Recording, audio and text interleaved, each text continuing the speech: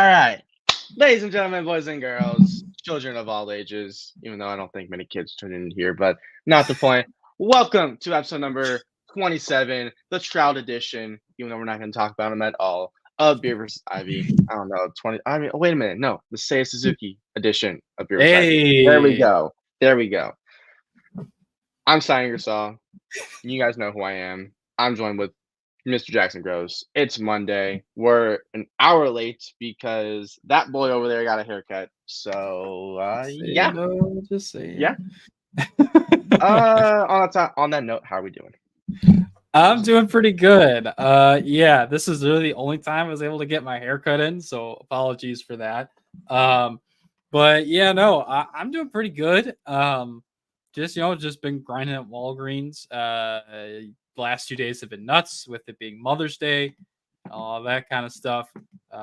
What's up, Alex? How we doing? Yeah, overall good. Had a nice time with my mom for the few hours I was able to spend with her on Mother's Day. So gave her a nice little frame collage of pictures with me and my brother and my dad. That was really nice. Cute. And then what was the other thing I got her? Oh, I got her a card, and then I got her $30 in Amazon money, and then my brother got her a bunch of Legos. So she's a happy camper. Score. So Score. good times. But yeah, that's pretty much all that's going on with me. How are you doing, Sai? Man, it's been busy. Like busy. So first things first, different background. I'm in my old child bedroom, which is now my mom's room, and there are two cats with me in the background. You guys can't see them, but one's rolling on the ground, one's just kind of vibing. But I moved. I'm officially in my new apartment as of a couple days ago. I don't have Wi-Fi there, not yet at least. Waiting on T-Mobile to send me a router because the router I have doesn't work. Normal stuff. Moving out sucks. Just point blank period. You don't realize how hard it is until you and your buddy spend about 8 hours packing up a room, transporting it across town, carrying up beds and couches and stuff upstairs. It sucks, but we're good though. We're good. We're living life to the fullest. Still settling in. I'm like 75% settled in. That's like a rough estimate, but we're good. We're good. Happy to be back talking baseball. The Cardinals suck, but we'll get into that later. First segment, because we're professional with transitions. It is a brand new segment called Divisional Storylines. Every week, we will talk about one thing from each division, spend about hopefully 20 minutes per division, just focusing on the important sort of highlights, like what's going on in the MLB. So we'll start out American League, because American League sucks. We're a National League. We're National League affiliated. We're going to save the best for last. Come on now. But NL, is that right? Is that doing this right? I have zero clue what you're doing, so I'm sure. But anyways, NL. Dude, couldn't tell you what you're doing. But anyways, AL East, we're going to start with. Tight race at the top between the Orioles and the Yankees. So basically, this division is of exactly what we expected to be at the top. Orioles and Yankees are fighting out. They're only a half game between the two, with the Orioles being at the top. Both teams are firing on all cylinders, even though the Yankees still aren't healthy yet, which is good to see that they're doing good without a Garrett Cole. They got guys like Nestor Cortez and Marcus Stroman, former Cub, stepping up. Clark Schmidt, low-key a dog. He shoved against Rays this weekend. Orioles-wise, they're getting healthy. Corbin Burns is a rejuvenation to that pitching rotation. Kyle Bradish is back, which is awesome to see. The bats are still cooking. Colton Cowser, the Moo Man. You love to see the hype around him. Seti Mullins still doing his thing. Mountcastle's still a dog. Adley and Gunnar, you know what you're getting out of them. Gunner's so good, man. Like, Like shout out Gunnar Henderson. This man he's a chest kiss to the boy. But no, this race with it only being May 13th is exactly what's coming out to. However, the Boston Red Sox are in third place right now because Tyler O'Neill decided to be him again. Because in order to be him, you just have to leave St. Louis. But what are Mhm. what are your thoughts on the AL East race so far? Yeah, I think I agree with what you started out with. The fact that we expected it to be between the Yankees and the Orioles, with the Orioles obviously getting Corbin Burns, the Yankees getting Juan Soto and Marcus Stroman, and the rest of the roster they already has that. But honestly, I'm kind of surprised with how middling the Tampa Bay Rays have been up to this point. I think some of their voodoo magic is starting to wear out. They're 20-21 right now, a game and a half back of Boston. They are where are they? They're 4.5 games out of a wild card spot right now. So it's not looking great for Tampa. But I just have to say, because I know you already brought him up, but Gunnar Henderson, honestly, if the Orioles keep this up, he could be a top 3 candidate for MVP this year.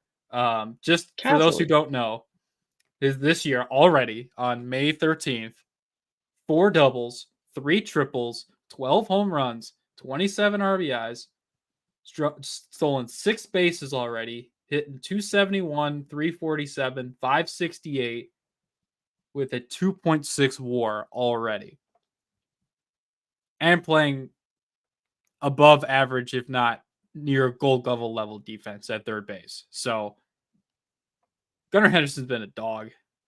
Like I honestly, Adley's obviously been very, very good, but Gunnar Henderson it will probably be the most important hitter and position player for the Orioles down the stretch. If he can keep this up, the Orioles are just going to run. Not to say run away with this division, but No, they'll be in a great spot the division. it won't be a runaway because of how the Yankees are gonna keep it competitive. The only Mhm. team that realistically can jump the Orioles, which I'm supposed to wear my Orioles hat because it's also Mother's Day Orioles hats. Mhm. But I left it at my place. But that's okay. So just imagine the Orioles with Ramazan. We are full bandwagon right now. The only Mhm. team that can jump the Orioles is the Yankees. You know why? Garrett Cole. When they get Garrett Cole back, if he's on, that's almost a guaranteed win every time he's on the bump. That gets them wins. Yeah, and the rest of However, that staff has been really good, the especially rest of Luis Gill. Luis Gill, man, that's I'm so happy for the kid. He almost got completely bounced from MLB. You love to see that. However, there is one lingering issue that I do have with the Yankees that I Oh. think that I think could cost them down the line. I don't trust that bullpen outside of Clay Holmes. Hmm. I Clay Holmes is like Clay Holmes got is still with like around a 1 ERA. Like Clay Holmes is 2 par. Like he was dicing up the Rays this weekend. But outside of him, like that bullpen is like I like Caleb Ferguson, I guess. Yeah, But this is a lot of nobodies. yeah, like they just sent down, I think his name is Ron Marsanio, who was pitching a sub 2 ERA for Nick Birdie. Like they got names like in 2018 that would be good, but yeah, I feel like once we get to about that June, July months, it starts getting hot. I don't know about the pen. That's my one issue because outfield, it's phenomenal. Judge, Trout, Verdugo.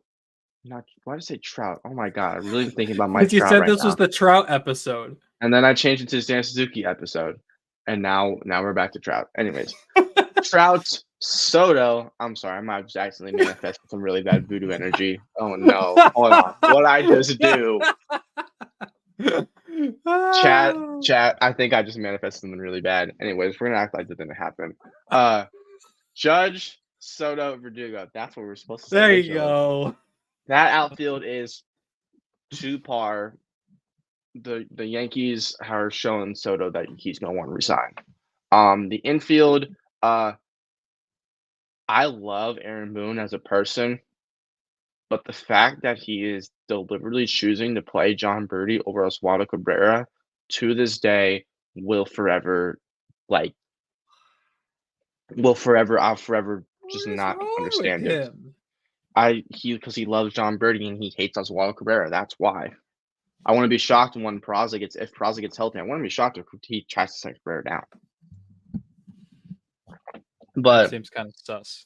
Torres and Volpe, you know what you're getting out of them. Rizzo, not having a concussion issue. The catching platoon is working, even though what's his face? It's not Trevino. Wells. Wells. They talked up his defense for him to be sucky. But yeah, that's all I got. I'm already realizing I'm rambling too much. So anyway, let's move on to the next division. Let's do that. Let's go. Yes, let's I like that. All right, AL Central. We got 3-team race for the top, and if you told me last month that these 3 teams would be competing like this, would be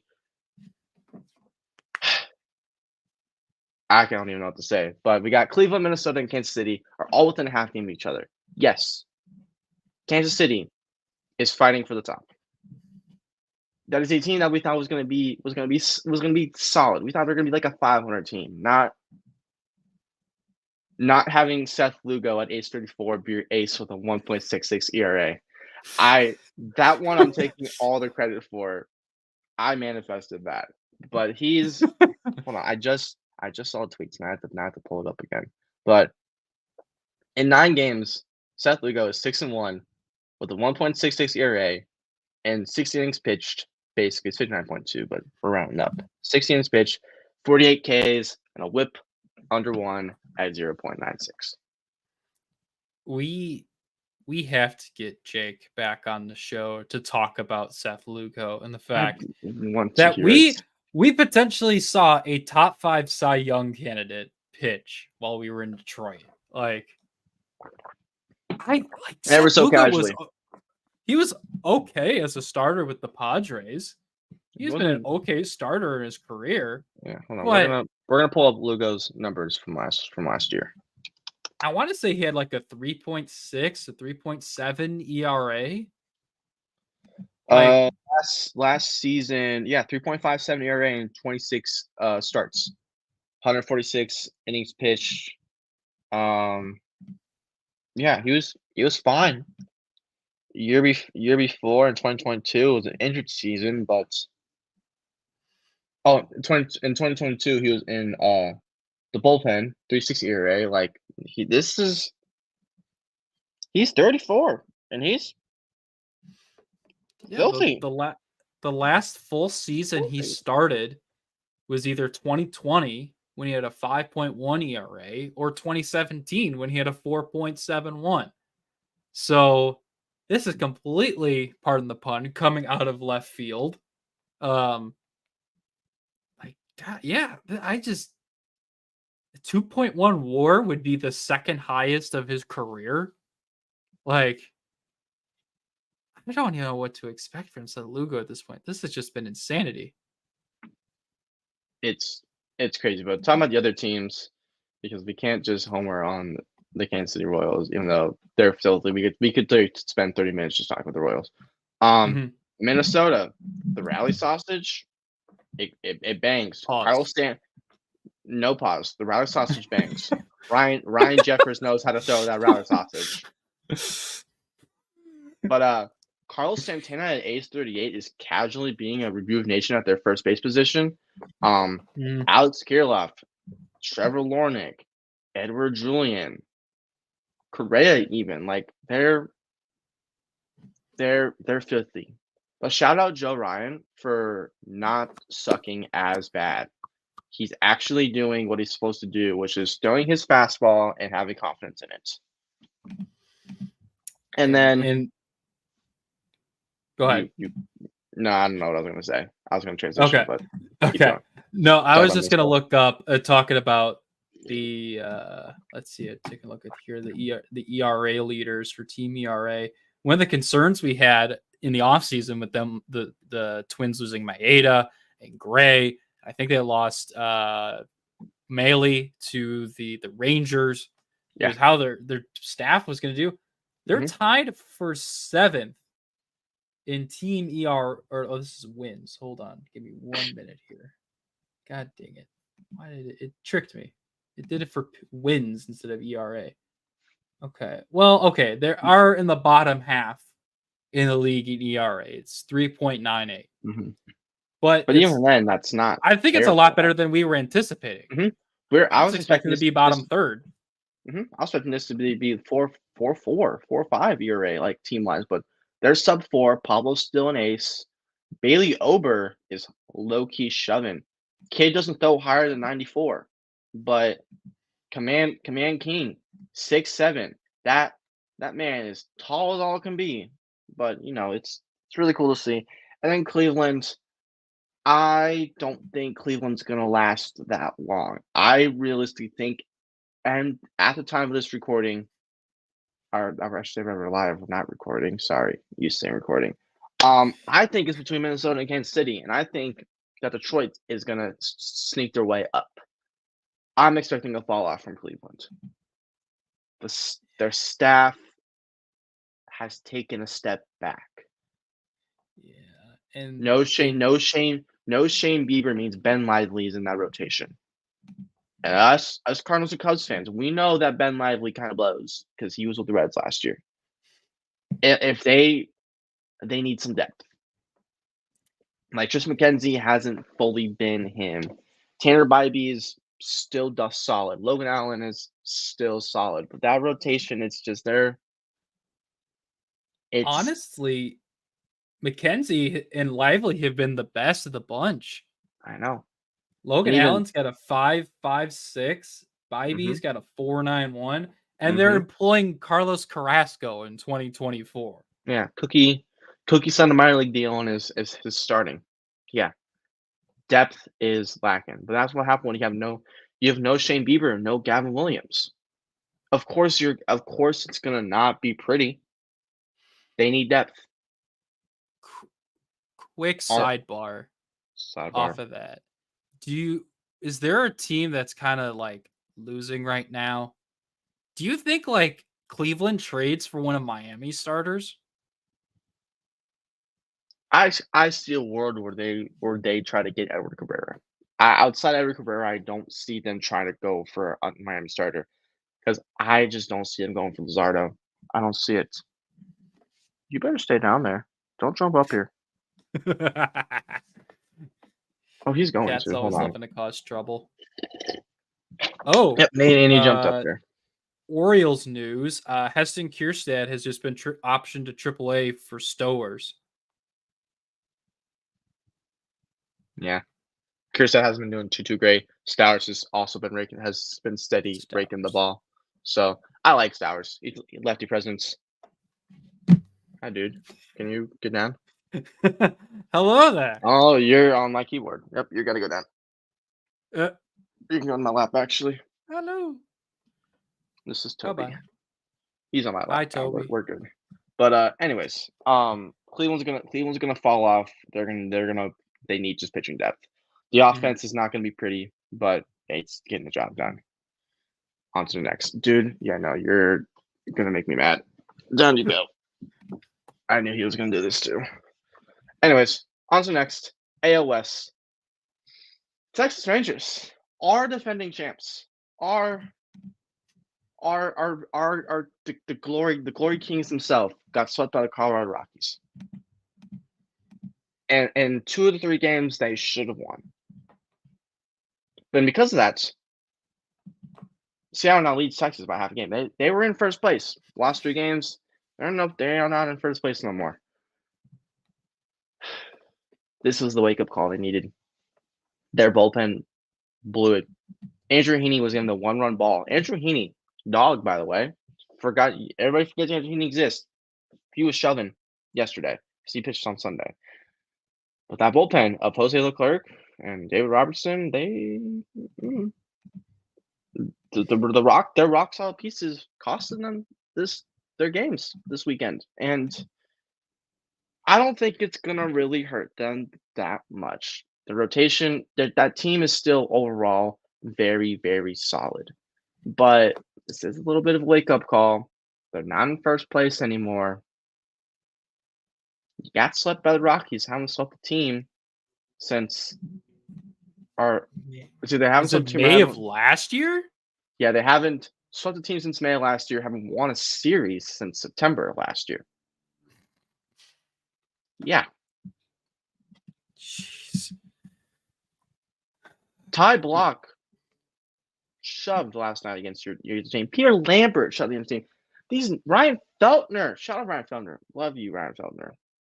I sent you a DM trying to get you on the show and you never responded to me. It's okay. Yeah, casually, and it's okay. But the nobodies of the Colorado Rockies shoved. Jacob Stallings had an RBI hit yesterday. Is the hell freezing over? What? It's 2024, and Jacob Stallings owned your franchise. It's a wake up. I think this is just a wake up call. Best way to put it. Yeah, I agree. I think honestly the starting rotation's been fine, considering all the injuries they're still dealing with. Waiting for Jacob deGrom to come back. They're still waiting for Max Scherzer to come back. Jon Gray has been awesome this year. I did not expect him to be the Rangers' best starter in heading into the middle of May. 2.36 ERA, 49 strikeouts, 9.7 strikeouts per 9, 4 quality starts, a 1-1 record. And Nathan Eovaldi still doing his thing, 2.61 ERA. So I think once those two guys come back, they'll get a little bit more depth in their bullpen. They'll probably put Jack Leiter in the bullpen, if not send him back to AAA, because he's been awful to start out. So hopefully he can figure it out. But yeah, I think, they're probably going to be a team that's going to make another trade for some bullpen at some point. And honestly, it would not surprise me if they go big game hunting and they go for a guy like Tanner Scott just to have a complete lockdown. Because no offense, Kirby Yates is not what he was a few years ago with the Braves. He's still okay, but you would much rather have him pitching in the 7th or maybe the 8th inning instead of being your closer, platoon closer with Jose Leclerc. So, yeah, I think this is a big thing for them. I think they'll move on. They'll get ready they have Cleveland coming up, so that's not going to be easy. So, Bats got to wake up, and the bullpen has to get their stuff together. So, I'm sure Bruce Bochy will get them the ship turned around. He's too good of a manager not to. They're gonna be fine. I'm not even worried. The division is still theirs to lose, which is crazy to say because they can get swept by the Rockies, and all that shows is that they can maybe use one more arm in that pen.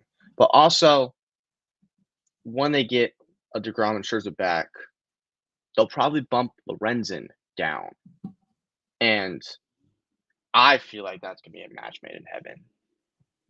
I also just love Michael Lorenzen. Yep. His aura is what I wish I was when I played baseball. But with all the moving that I've been doing recently and all the moving that you may do and at some point in your life, you know what we need to always have? What's that? Some good home insurance. Erie Insurance says here's to the grown-ups who move, mortgage, mow, and still bust a move. But does your home insurance still fit? Erie helps you protect the home you've grown into, all at fair prices that are often less than the other guys. So how do you find the right coverage? Magic. Nope. Local independent agents who get to know you like this. Your local Erie agent is Building Block Insurance Group. Get a quote today at 704-464-4544. Erie Insurance. And we call our guy Jeff Wertepney at 474. Oh my God, I already forgot the phone number. But make sure to contact him by email at jeff@mybebig.com. Let them know that Third Down Thursdays and Beer versus Ivy sent you, and that my mom is better at gardening than him. Wow. I got the number for all of you. All want the number. It's 704-464-4544. If you want the number. But it's all right. It happens. You got it. It happens to the best of us. Hey man. Yeah. I like the email more, personally. I like Might Be Big. It's great. It's a good email. Great. It's a good It's a great email. handle. Great handle. But Oh, I don't know what I was gonna say actually. You take this. all right. No. Now, after talking a lot of AL, we're on to the better part of the Yeah, baseball world, the baby. senior circuit, that being the National League. We'll go ahead and start it out in the NL East, where the Phillies are leading the pack. The Philly has a 2-game lead over the Braves in division. Phillies, I believe, have the best record in baseball at 28-13. Phillies are just really, really good. I know that's redundant, but I was 28-13. I was not expecting, I knew they were going to be good, but I didn't realize they were going to be 3 losses in the last 2 weeks type of good. Yeah, they've lost 3 games since April 29th. They swept San Francisco, took split with Toronto, and took 2 of 3 from Miami. Yeah, they're kind of nasty. I do have one critique What's that? about the Phillies, What's that? and that's that Spencer Turnbull is in the bullpen and not the rotation. That's my only critique. Otherwise, they're doing great. They're doing great. They got your stars. Well, they got your rotation guys that are crucial, and they're doing this with no Trey Turner. Yeah, that's right. Amundo Sosa is your shortstop right now.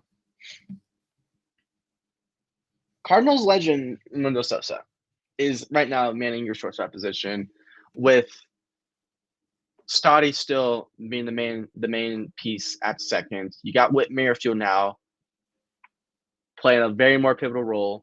Sometimes he's at second, sometimes he's at third. He was at third yesterday, I believe. Sticking in the corners. And then this is my favorite thing, which that they're doing, is Bryce Harper's first baseman platoon is Alec Bohm, and I kind of love it.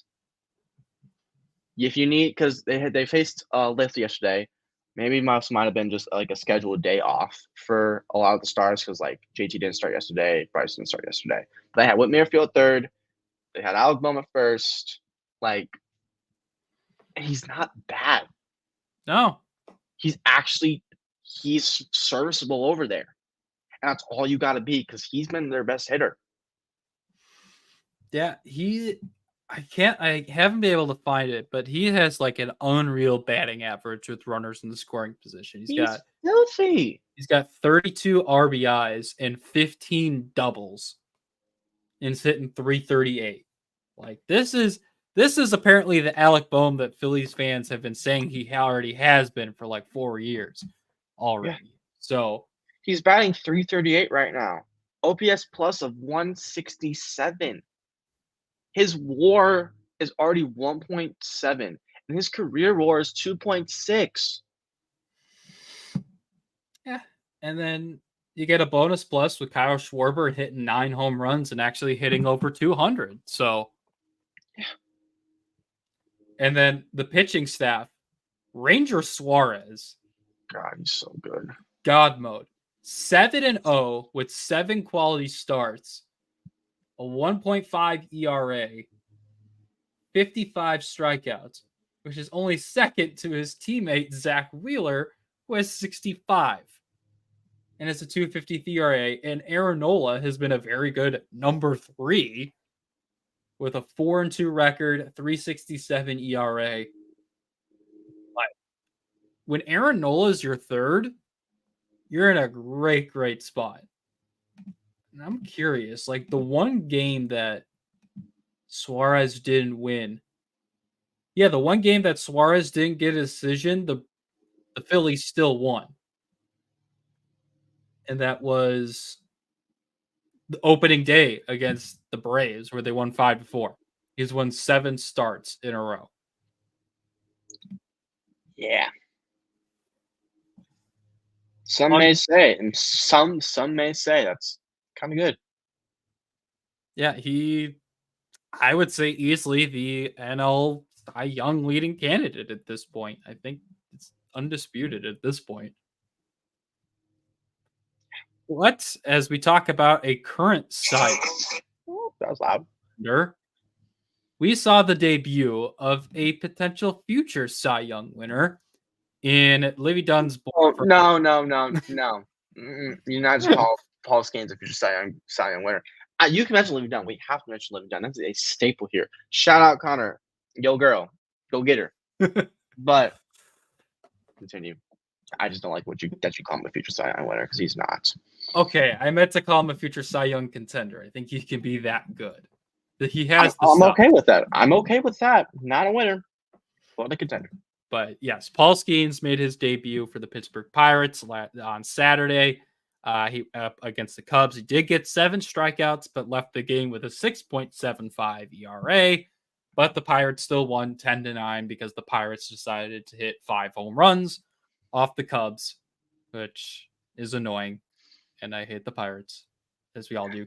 They're kind of like a gnat during the summer, where it's like they're not a big nuisance, but they're annoying. And like if you get bit by one, or if they fly around, they can bother you enough, and you can mess up. So, I do have some news about Paul Skeens. It's actually about Jeff Passan. It's about Jeff Passan. This is Passan's on the Pat McCaffrey show right now. Pat McAfee. I don't know why. I'm tired. Anyways, Jeff Passan just said Pittsburgh's become one of the most exciting teams to watch in baseball. And I don't know how I feel about that. Once every 5 days, sure.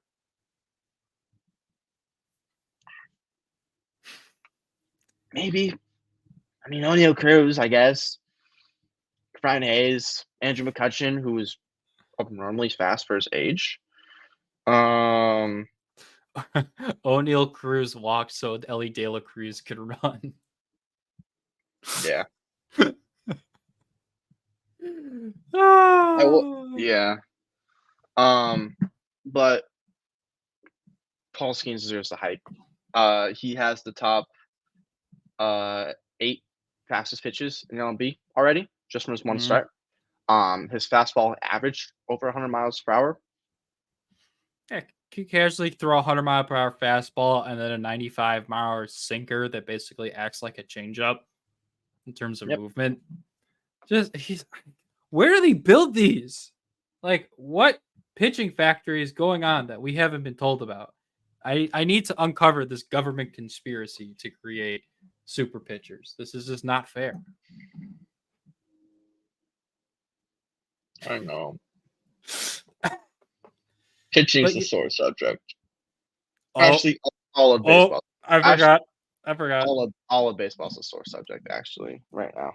But yeah, we'll get into that later. But yeah, we will get into it was that an unreal debut for Skeens, despite not getting a win. But the Pirates still got a win. He got 7 strikeouts. But also was against the Cubs. Yeah, and shout out to the Pirates bullpen for giving us the funniest inning where they basically gave up like 5 bases loaded walks for the Cubs to take an 8-6 lead. And they still lost because Yasmani Grandal hit a 3-run home run in 2024. I forgot about that. Yeah, Yasmani Grandal is also on this team, by the way. Somehow, some way. Yasmani Grandal and Joey Bart are the Pirates catchers right now. Yeah.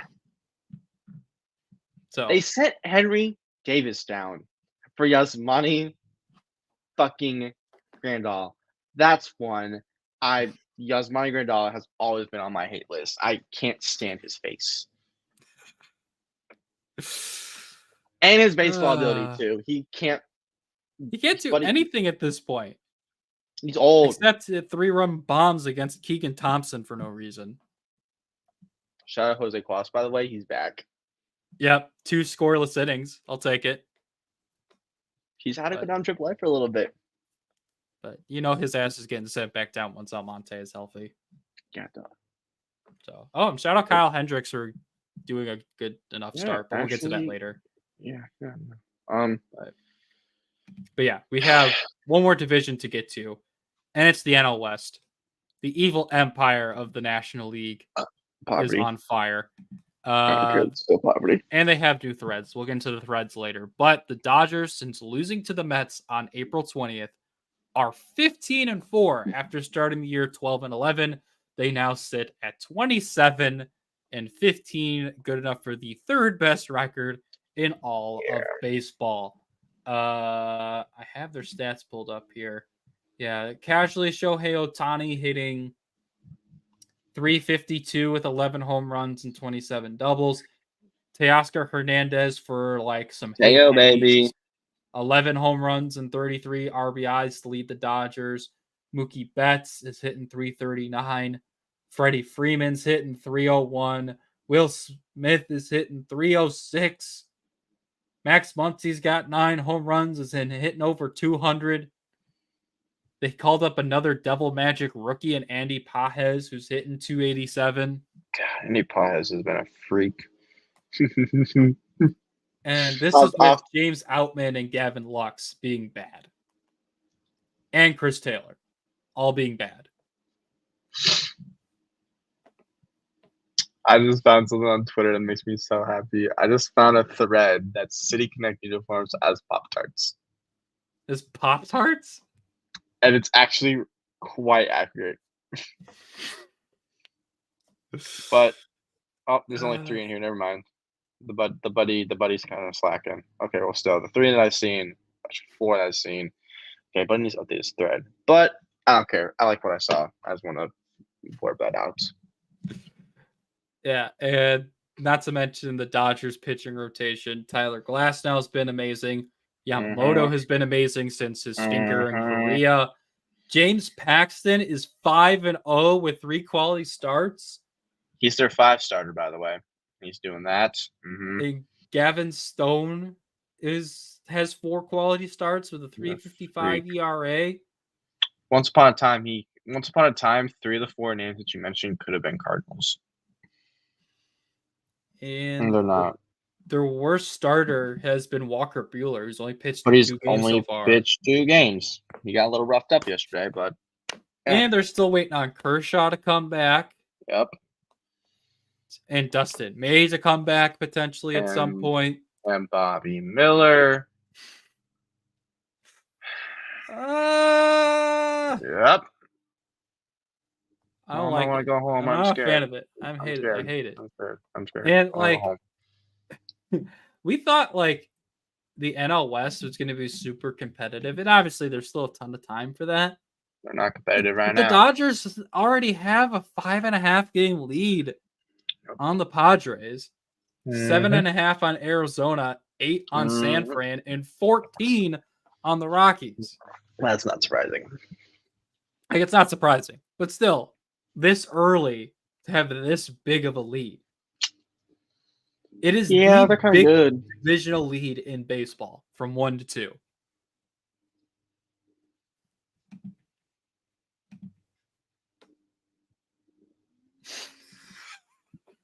I don't like when I'm smelling. They're cooking a 5-star meal, man, and they're using 3-star chefs. Good take. I just kind of like that. I actually kind of like that a lot. I'm gonna quote that. I'm gonna quote this after the show. It's like You Dodgers are All right. cooking a 5-star meal with 3-star chefs. 3-star chefs. Yep. James Paxton's like 2-star chef, but yeah, they're still cooking. Regardless, I don't like it. No, I'm- I can I'm say like- everyone outside of the 3 Dodgers fans who actually been fans are not happy about it. So I know Dodger Films is liking it. thank you, Alex. Shout out Alex, man. But no, it's Dodgers are they're gonna keep this up. And that Yeah. sucks to say. Yeah, and you know what's gonna help them keep it up though? What? Some good auto insurance for their bus. Here's to the grown-ups. Your car is now your office, stage, nursery. Sorry, Erie Insurance offers products that lots of other companies don't. That's a big deal, and it's a good deal too. And with Erie, you get your own independent agent, not a giant corporate call center or some online robot. You meet with a real person, like this. Your local Erie agent is Building Block Insurance Group. Get a quote today at 704-464-4544. Erie Insurance. All righty. Shout out Jeff, man. Shout out to our guy, Jeff. Y'all know the drill. Shut up, Jeff. All right. We're now on to the second to last segment of the day. And that is, you know the vibes. You know what it is. It's the State of the Union time between the Cubs and the Cardinals. Cy, to get your depression out of the way, I'll let you go first. Just get it all out of your system. I wanted to go last, but this works too. The Cardinals it's time for a fire sale. It's this win now that we were approaching and trying to do has failed miserably, and it's only May 13th. We are a month into the season, and we have already drastically failed. Oh I don't have to look at the stats. I already know. It's not the stats. It's like their last 3-4 series they've had. We win. We're consistent in winning 1 out of 3. And that's it. And you know what? I'm not even going to lie. I'm happy. This is only a slight copium, but I am happy that we're sucking, because this means actual changes will hopefully be made. Even though Bill DeWitt, our CEO, chairman, whatever the hell you want to call him, doesn't think so right now, but it's going to happen. The Baltimore Orioles already have shown extensive interest in Ryan Helsley. And as I went on Twitter a couple days ago, I was like, hey, if the Cardinals are going to sell at the deadline, which at the moment I strongly believe that they should, or even it's not going to be a full sell-off. It's going to be a strong retool. But Ryan Helsley is, as much as I love the kid, love him so much. One of the first ever articles I wrote on TDT was when he was starting to emerge. And if it means we can get a good package from the Orioles, who we already have chemistry with, yeah, I want to see it happen. Rumor has it that we could center a package around Heston Kjerstad. We could center a package around Cade Povich, who's their top pitching prospect.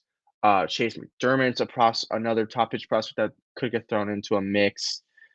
There's names. We've have trade history with them. We traded Jack Flaherty to them at the trade deadline last year. Didn't work out as well as the Orioles wanted it to, but Helsley might be gone. Him and Tanner Scott are the two of the best. They're the two best, or they're going to be the two best relief arms on the market once it comes to deadline. And for those who live under a rock, because some of y'all do, when it is the trade deadline, bullpen arms in particular, will always have the most value. Yep. The other arms that the Orioles are interested in are Jordan Romano and Ryan Presley. But their top target is Helsley. Because they want a high leverage guy. I don't think the Astros will sell off Presley, especially to the Orioles. Blue Jays, they're interested in Romano, but that's interdivision. Yeah, the Blue Jays are subpar as all can be. Helsley is likely going to be the guy they target. There will be a high asking price. It's just if we were to It- trade Halsey, if we were to trade Halsey somewhere, I wanted to beat the Baltimore because of the high leverage of prospects that we could get. However, an argument that I made to a lot of Orioles and Cardinals fans because I actually know what I'm talking about, and also the blue check mark that I purchased on Twitter, they listen to me now, and honestly, I kind of needed that. Hey man, I just want to be able to edit my tweets, and I realized I got a check mark out of it too. We're taking it, but they listen to me because they see the check mark. We'll take it.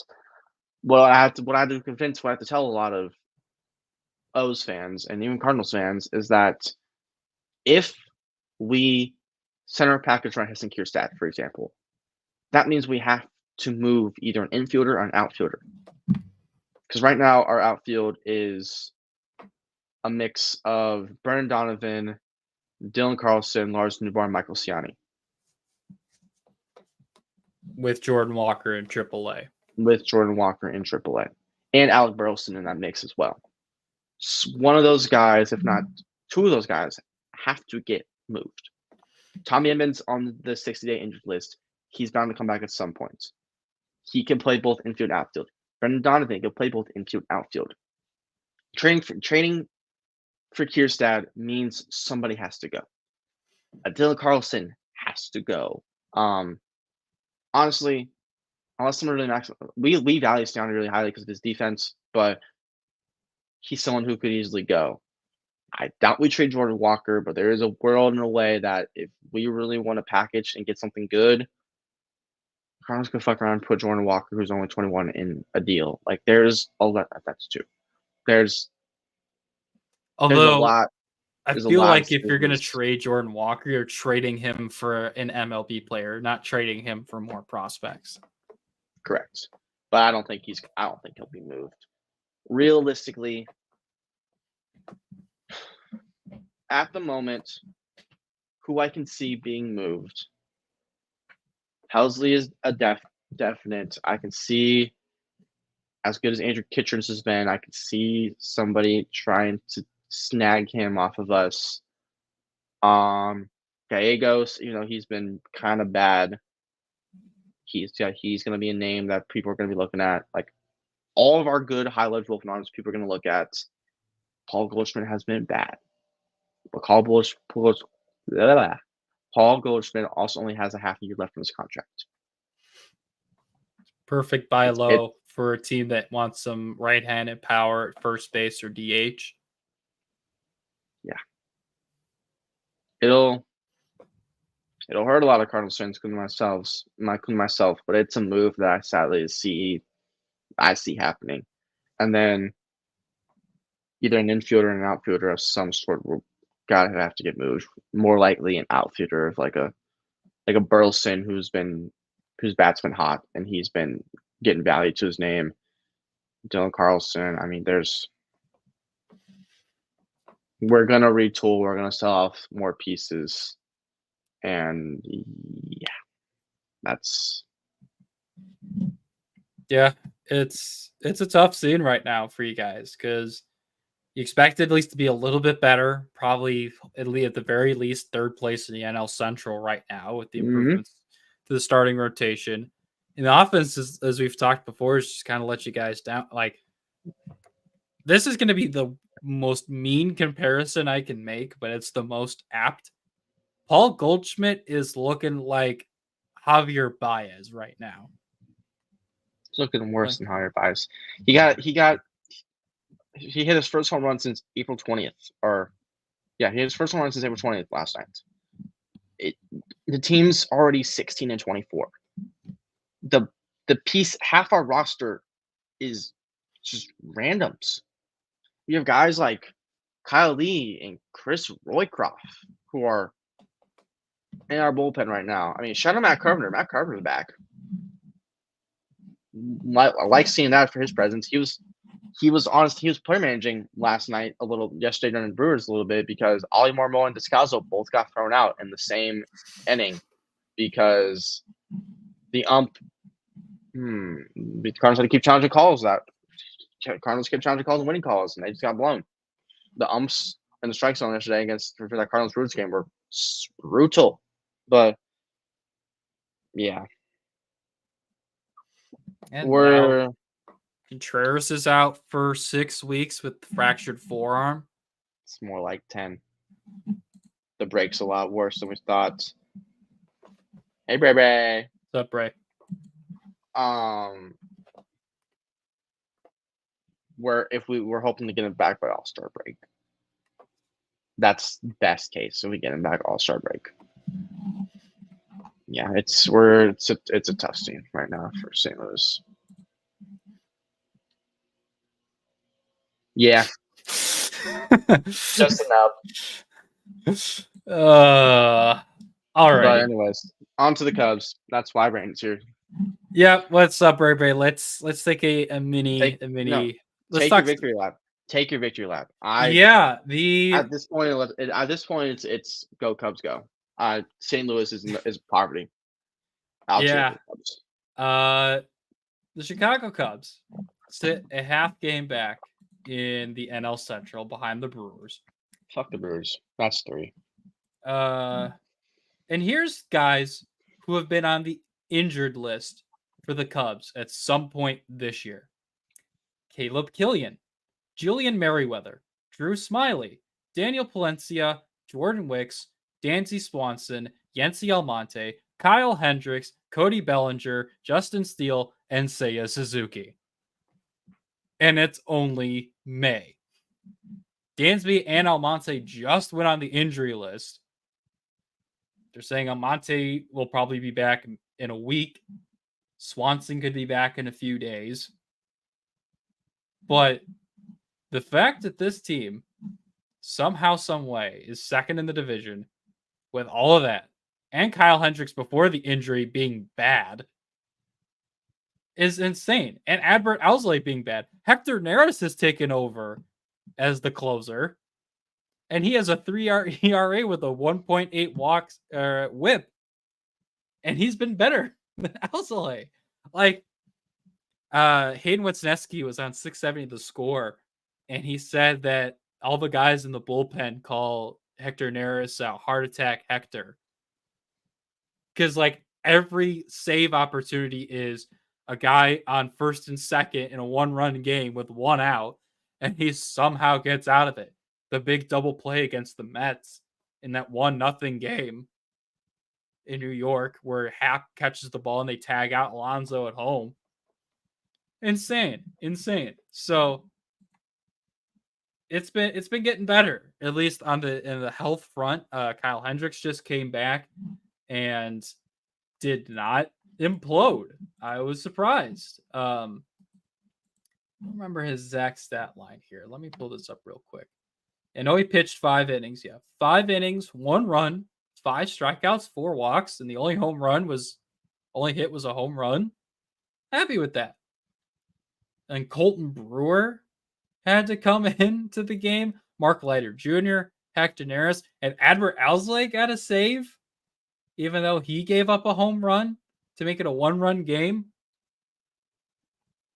But no people's fist, so it was a little sad. But yeah, I mean, I've been pleasantly surprised. Nico Hoerner's hitting 275. Christopher Morel has 9 home runs and 27 RBIs. Mike Tauchman has over 400 on base. The Palatine Pounder. Bradley Braves legend, Mike Tauchman. Like, this is, I've been pleasantly surprised with how much of these guys have been able to step up. Patrick Wisdom is doing pretty well. He's got 2 home runs and 7 RBIs. Like, this team is looking pretty good. Like, the only concern is basically the opposite of the Cardinals, is that the bullpen has kind of been dog water outside of a couple of guys. But hey, now with the starters getting Ben Brown, tossed 3 2/3, get like 6 strikeouts against the Pirates in game 1 of that series after Assad only went 4 1/3. Like, this team is going to get better as it gets healthy. The bullpen will be better. Shout out to our guy, Jose Cuas, for 2 scoreless innings against the Pirates. Like, yeah, he didn't suck. Love to see it. Yeah, Jordan Wicks could be coming back at some point. Drew Smiley could be coming back at some point. Daniel Valencia potentially at some point. The team is going to get healthier. We'll see what they decide to do. I still think they need to trade for an actual closer. It won't be Helsley because for obvious reasons. But Tanner Scott, come on down, big dog. Come on down, big dog. Tanner Scott needs to be a Cub as soon as possible. But we'll see once this team gets healthy. Yeah, and shout out to Miles Mastrobuoni, who was 0 for 14 heading into Paul Skeens' debut and goes 2 for 2. Mm-hmm. So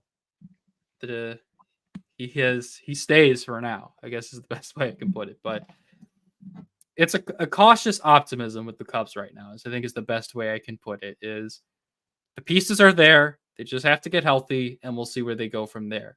I think Alex put earlier that he was concerned about the Cubs' road record. 11-11.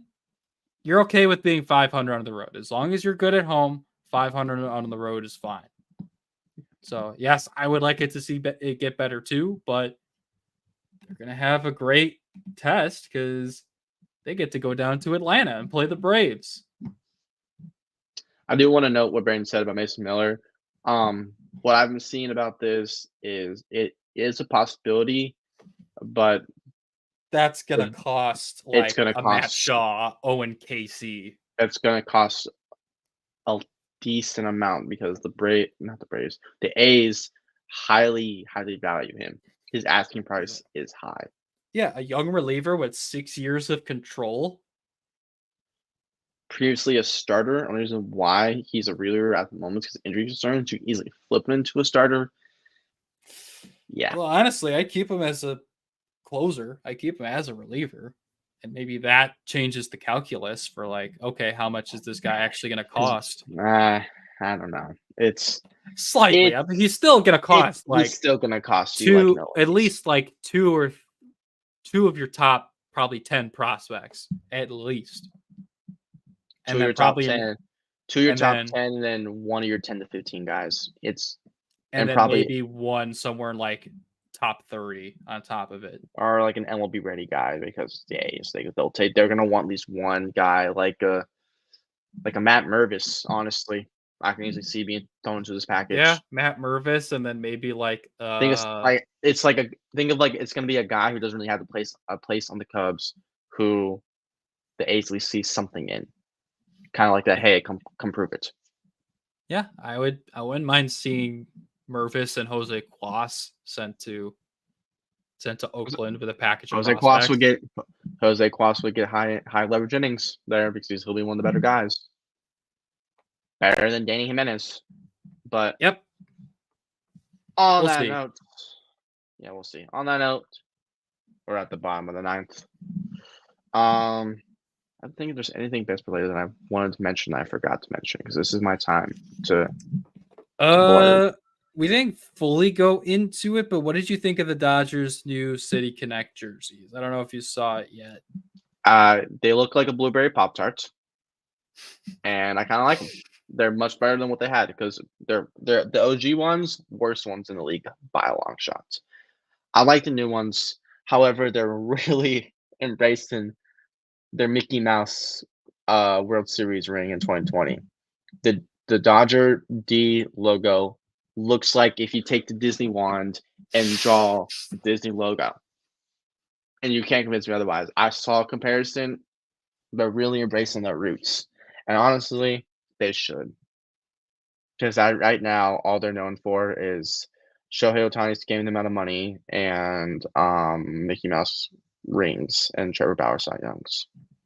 Shout out Trevor Bauer, though. He's tearing it up in the Mexican League, and I want him to come back to MLB so bad because he got disproven. I'm sorry.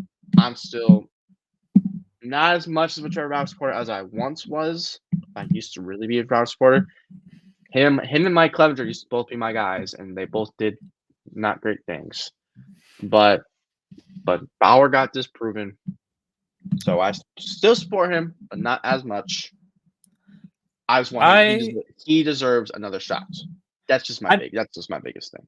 I think he probably gets a shot in 2025. I think by then enough time will have passed where he's in the middle of a month-long contract in the Mexican League right now, and he is soared.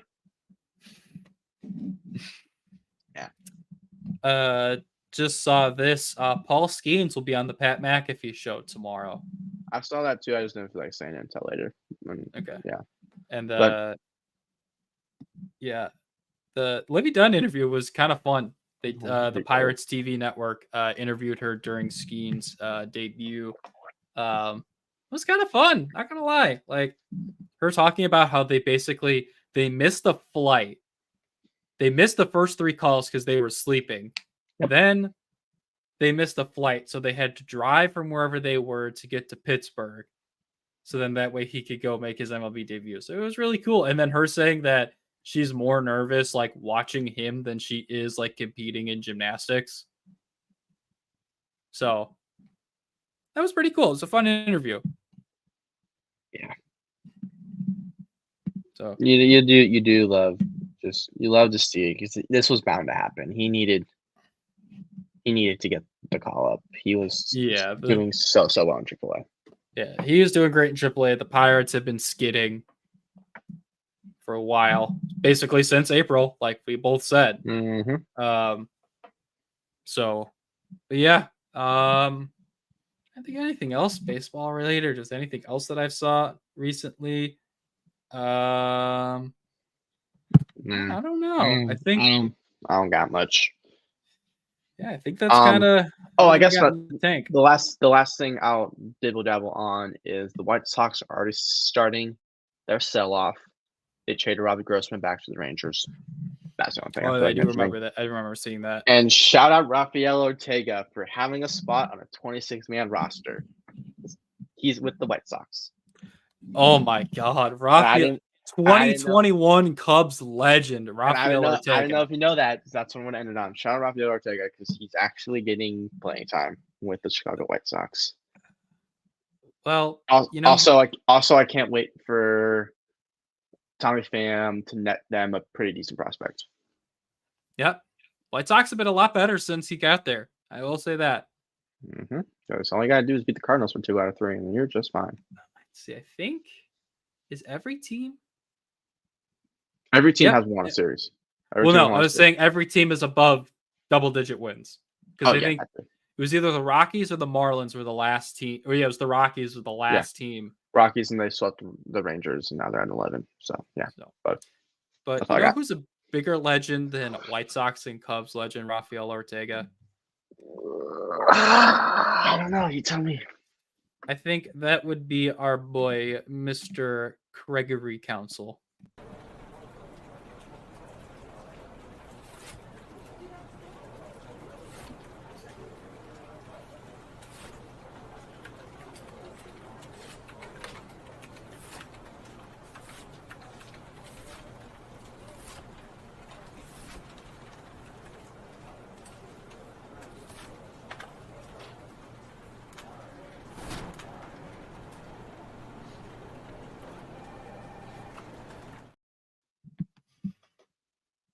All right. That's going to do it for us. Shout out to Alex and Braden for hopping in and chatting with us a little bit.